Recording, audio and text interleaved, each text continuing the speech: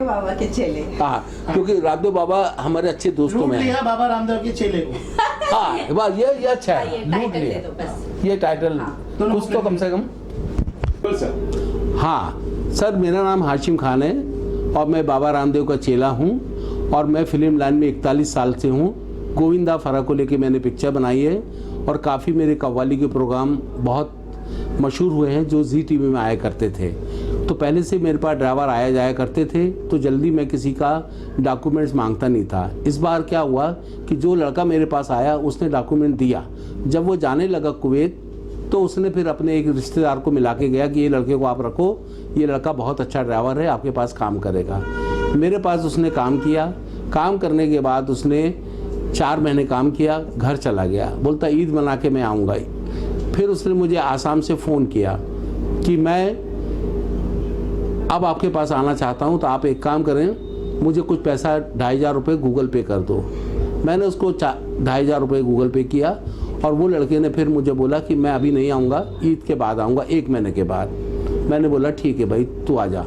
आने के बाद उसने 4 दिन मेरे पास काम किया। हम लोग फिल्म वाले हैं, इधर उधर से पेमेंट आती रहती है। पेमेंट मेरे को मिली, उसने पेमेंट देख लिया मेरे पास। लवेन लाते करके एक जगह है लोखंड वाले में, वहाँ पर हमने गाड़ी खड़ी किया। 1,05,000 रुपये मेरी पेमेंट थी।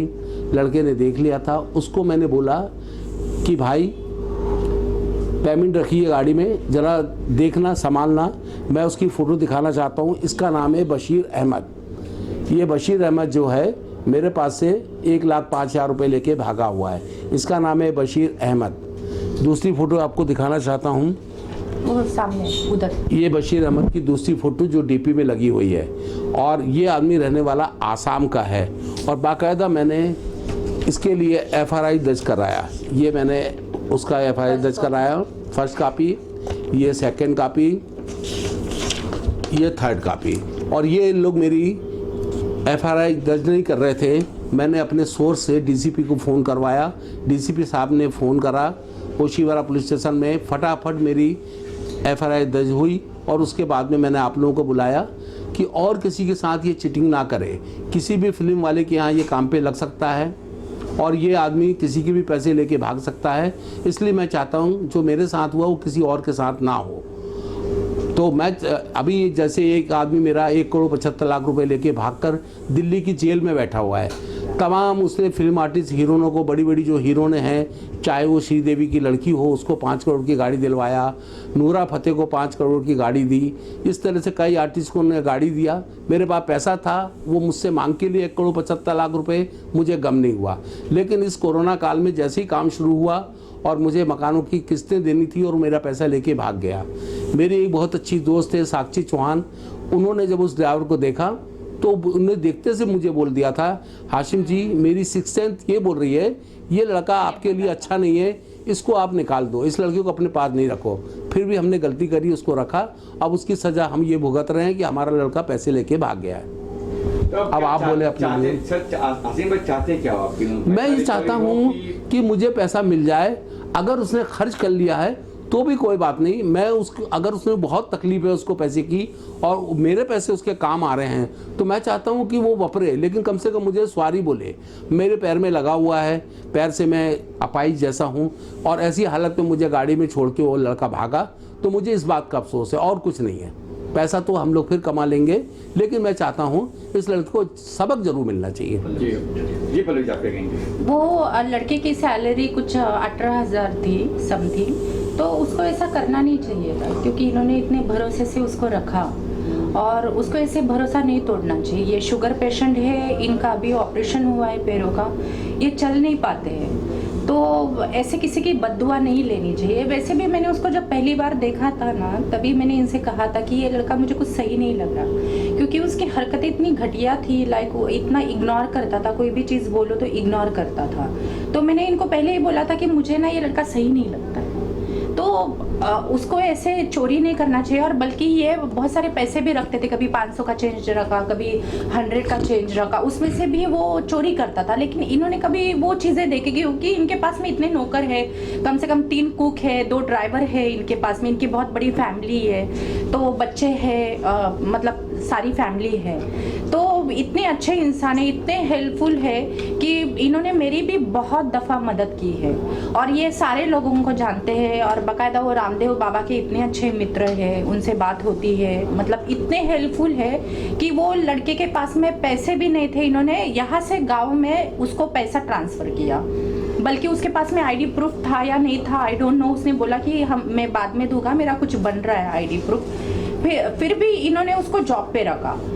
आजकल कोई नहीं रखता, आजकल कोई भी रखेगा तो आज मैं भी किसी सर्वेंट को या ड्राइवर को रखूंगी तो मैं सबसे पहले आईडी प्रूफ लूंगी, यू नो। कोई किसी पे ट्रस्ट नहीं करता, लेकिन इन्होंने उस पे ट्रस्ट किया, ये बहुत बड़ी बात है और उस चीज़ का उसको फायदा नहीं उठाना चाहिए था, राइट। और सेकेंड चीज़ ये है कि गाड़ी में पीछे बैग रखी हुई है, उसमें 1,05,000 रुपए मतलब रखे हुए हैं और 10,000 जो थे वो 10,000 अलग से वो किसी को देने थे। हमारे कोई मित्र है जान पहचान वाले, तो उनको 10,000 मतलब टोटल उसने 1,15,000 रुपए वो लेके भाग गया। और ये कहानी है यहाँ की लव लाते के पास में। वो ये वॉशरूम के लिए सीसीडी में गए और उसको कहा कि बेटा ज़रा संभालना, बैग में कैश है, मैं वॉशरूम से आता हूँ। ये जैसे वॉशरूम के लिए चले गए उतने में उसने पैसे चोरी कर लिए।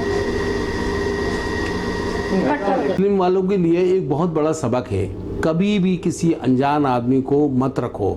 अगर रखते हो तो बाकायदा उसका आईडी प्रूफ होना चाहिए, आधार कार्ड होना चाहिए, उसके नंबर के अलावा उसके चाचा मामा भाई बहन उनके भी फ़ोन नंबर होना चाहिए। आज उसने फ़ोन स्विच ऑफ कर दिया है, उसका किसी और का नंबर, किसी रिश्तेदार का नंबर मेरे पास नहीं है, नहीं तो मैं कम से कम उसको फ़ोन करके पूछ सकता था कि उसने मेरे साथ ऐसा क्यों किया। अगर उसको ज़रूरत थी मुझसे मांग लिया होता। तो मैं इसलिए ये इंटरव्यू कर रहा हूँ कि और भी जो फिल्म वाले लोग हैं जिनके पास लाखों रुपए आते हैं और वो किसी और अनजान आदमी के फांसे में ना फंसें और देख रेख से ड्राइवर को और सबको रखें। क्योंकि मेरे पास पहले भी एक ड्राइवर हुआ करता था, वो आया, मैंने पूछताछ नहीं करी, वो बोले कि मैं बहुत बड़ी हीरोइन के यहाँ ड्राइवर हूँ और उसके पास काम करता था। मेरे पास रहने के बाद 2.5 लाख रुपए मेरे को किसी से लेने थे, मैंने उसको पैसे लेने भेजे, वो पैसे लिए और अपना गाँव चला गया। जबकि मुझे उसके गांव का पूरा सीडी कैसेट मिला, सब कुछ मिला। होम मिनिस्टर उस ज़माने के पहचान के थे हमारे, हमने उनसे बोला, राउरकेला में थे वो, और पैसा वो मेरे को रिटर्न मिल जाता। लेकिन चूँ कि उसको ज़रूरत थी, वो दुबई जाना चाहता था, अपनी फैमिली के लिए पैसे कमाना चाहता था, मैंने छोड़ दिया उसको और उसकी फैमिली को ही बोला कोई बात नहीं, वो कमाने गया है, बहुत अच्छी बात है, मेरी तरफ से किसी की मदद हो गई, बहुत अच्छी बात है। लेकिन इन लोग ऐसा धोखा देते हैं, मांग के लें वो अच्छा है, लेकिन इस तरह से किसी के धोखा देते हैं, किसी को मुझे पेमेंट देनी थी, विश्वासघात किया, ये अच्छा नहीं है। इस आदमी का नाम है बशीर अहमद और ये रहने वाला आसाम का है।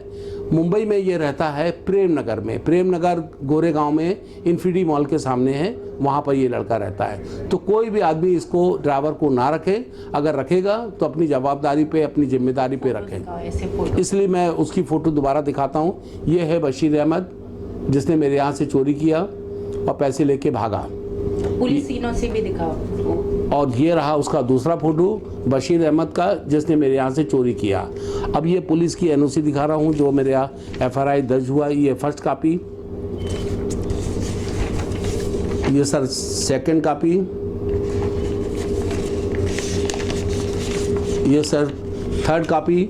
और इसको हैंडल कर रहे हैं पांडो साहब सीनियर ऑफिसर हैं उशीवरा पुलिस स्टेशन के, वो इसको हैंडल कर रहे हैं। लेकिन फिर भी मैंने आप लोगों को इसलिए बुलाया कि आप लोगों को भी थोड़ा पता चले, आप लोग जहाँ जहाँ डाल सकते हैं इसका डालें, ताकि और लोगों को सबक मिले। और हमारे फिल्म लाइन के लोग अनजाने में रख लेते हैं तो किसी गलती में ना फंसे। Thank you sir. Thank you sir, thank you. नहीं, वो हमारी गलती है, हमारी गलती है। गलती इनकी। अच्छा, इसके 6 सेंस को मैं मानता हूँ सर। हाँ, आज मैं इसके घर में इसलिए बैठा हूँ कि इस बच्ची को मैंने जैसे ही मेरे पैसे गए ना, मैंने इसको बोला तेरी जुबान सच निकल गई। बोले कैसे? मैंने कहा तूने एक आदमी के लिए कहा था। बोले हाँ मैंने बोला था। तो उसने क्या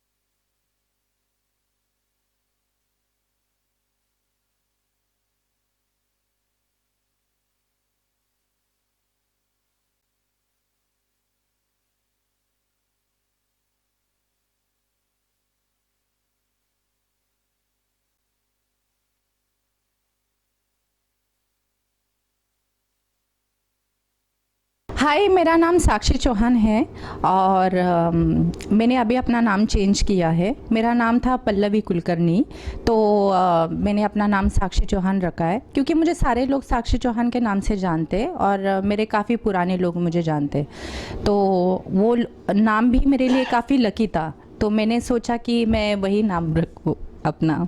क्या हो रहा है, क्या कुछ नया कुछ आ रहा है, कुछ आपकी पाइपलाइन में कुछ? हाँ, नया आ रहा है। अभी मेरा एल्बम रिलीज़ हुआ सिर्फ तो, और अभी मैं साउथ इंडियन प्रोजेक्ट कर रही हूँ जो प्रभाकर के साथ में मूवी कर रही हूँ, तो उसके लिए मैं कल हैदराबाद जाने वाली हूँ। और अभी मेरे पास में काफ़ी प्रोजेक्ट है साउथ इंडियन, जैसे एल्बम वगैरह काफ़ी चीज़ें हैं जो कर रही हूँ। प्रभाकर बोल, हेलो। हाँ, मैं मिलने जा रही हूँ प्रभास जी से, और प्रभाकर जो है उसमें जो विलन का काम किया है उनके साथ में मेरा अभी एक प्रोजेक्ट चल रहा है, आप देख सकते हैं मेरे इंस्टाग्राम पे, फेसबुक पे, और अभी शूटिंग चालू है उसकी। तो मैं अभी गोवा जाने वाली हूँ हैदराबाद से। मेरे 2 गाने कुछ सीन बाकी है, और प्रभास जी से भी मेरा आगे के प्रोजेक्ट के बारे में डिस्कस चल रहा है, तो लेट्स सी।